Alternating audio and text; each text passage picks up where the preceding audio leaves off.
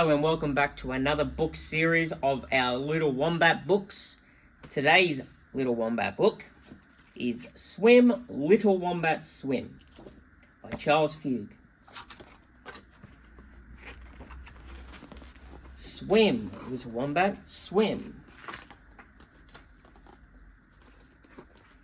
Little Wombat was looking for apples. "Hello," said a funny squeaky voice. Wombat spun around. "Hello, I'm Wombat." "Who are you?" "I'm Platypus," said a funny fuzzy face. Then, with a funny shuffly walk, Platypus waddled to the pond and disappeared. "Platypus," Little Wombat giggled. "Platypus."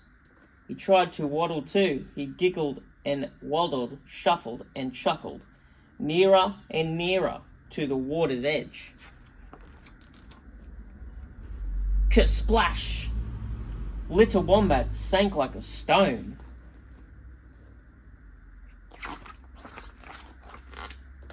In a flash, Platypus darted towards him. Before he knew it, Wombat was at the surface and safely out of the water. "Thank you, Platypus," he spluttered. He wished he hadn't laughed at his new friend. "How did you learn to swim like that?" "It's easy," Platypus smiled. "I'll teach you."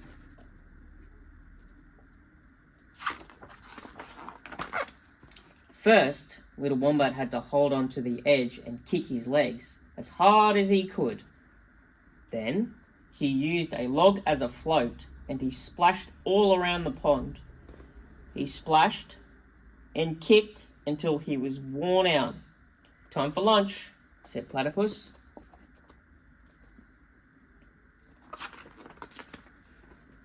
Little Wombat munched on juicy red apples and Platypus munched on a handful of shrimps. "Never swim on a full tummy," said Platypus, so they snoozed in the shade for an hour.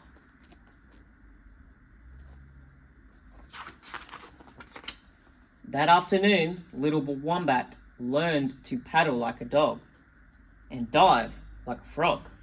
Then, through all the splashing, Little Wombat heard his name being called.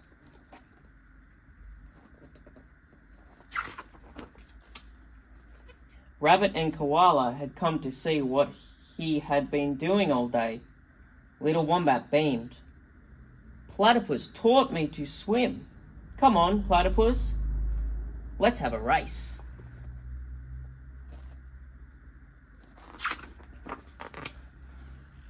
"Wombat, Wombat," Koala and Rabbit cheered him on.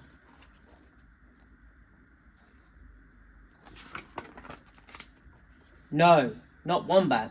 Little Wombat grinned at his new friend. "Wombatopus."